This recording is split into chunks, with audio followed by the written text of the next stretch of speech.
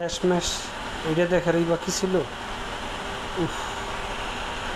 অন্তর্বর্তী সরকারের অকাল মৃত্যুতে গায়েবানা জানাজা করছে চট্টগ্রাম প্রকৌশল ও প্রযুক্তি বিশ্ববিদ্যালয়ের শিক্ষার্থীরা। যে আন্দোলনরত শিক্ষার্থীরা তারা 3 দফা দাবি নিয়ে যে দাবি নিয়ে তারা আন্দোলন করছিলেন ঢাকা, গাজীপুর এবং সবশেষ আজ চট্টগ্রামে তারা এই আয়োজন করেন। এবং আজকে তারা সেই এই অন্তর্বর্তী সরকারের পক্ষ থেকে কোনো ধরনের সিদ্ধান্ত না আসায় তারা অন্তর্বর্তী সরকারের অকাল মৃত্যুতে তারা এই যে গায়েবানা জানাজা সেই গায়েবানা জানাজা আদায় করছেন।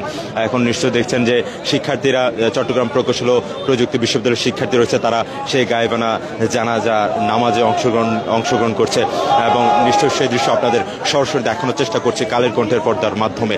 এখানে যে অন্তর্বর্তী সরকারের যে চুয়েটের শিক্ষার্থী অর্থাৎ প্রকৌশল শিক্ষার্থীদের যে 3 দফা দাবি, সেই দাবি নিয়ে আসলে সরকারের পক্ষ থেকে কোনো ধরনের আশ্বাস না আসায় এখন তারা সেই অন্তর্বর্তী সরকারের যে দাবি, যে 3 দফা দাবি, সেই দাবির প্রেক্ষিতে কোনো ধরনের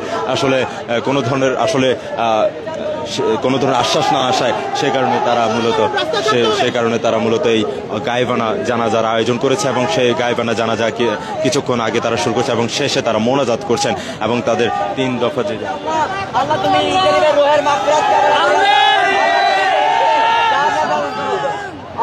তুমি সুবত ফিরে যাও আল্লাহ, তুমি টিপ্পাকোটার মেধা ফিরে যাও আল্লাহ, এটা যেন ন্যূনতম কমন সেন্স আসে যে আমাদের থেকে।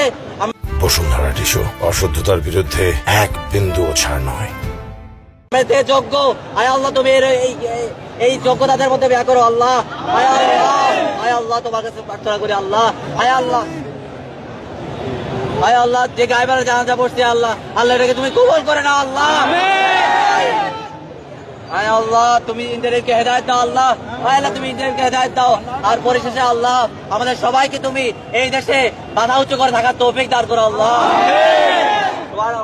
আচ্ছা, একটু দর্শক এই যে দেখছিলেন, আপনাদের সরাসরি দেখানোর চেষ্টা করছিলাম অন্তর্বর্তী সরকারের যে গায়েবানা নামাজ তারা আদায় করেছে, সেই জানাজার নামাজ।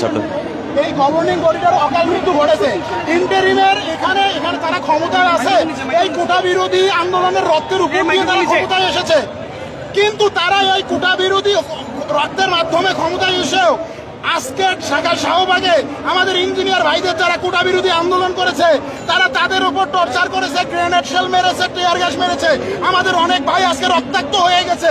তার মানে কি ওরা এখন কোন অবস্থায় আছে? তারা কি জীবিত আছে আদৌ?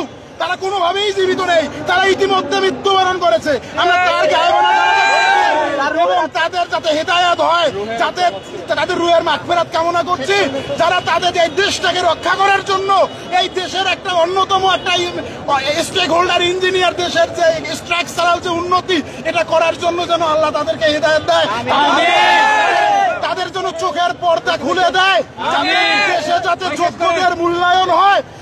এই জন্যই আমরা আজকে নামাজটা পড়ছি। আচ্ছা, কতক্ষণ থাকবে এই কর্মসূচি আজকে?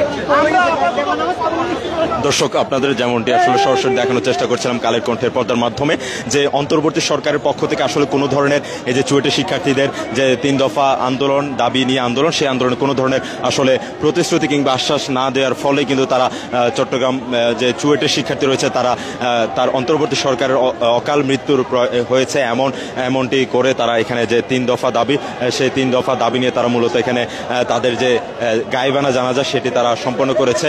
এবং এর মাধ্যমে আমরা যতটুকু জানতে পেরেছি তারা এর পরপরই তাদের যে আন্দোলন সেটি তারা এখানে আজকের মতো কর্মসূচি স্থগিত করবে এবং পরবর্তী কর্মসূচি ঘোষণা করে তারা এখান থেকে মাঠ ছাড়বেন। তো এই ছিল আমার কাছে চট্টগ্রাম থেকে চুয়েটের যে শিক্ষার্থীদের 3 দফা আন্দোলনের যে সবশেষ খবরাখবর।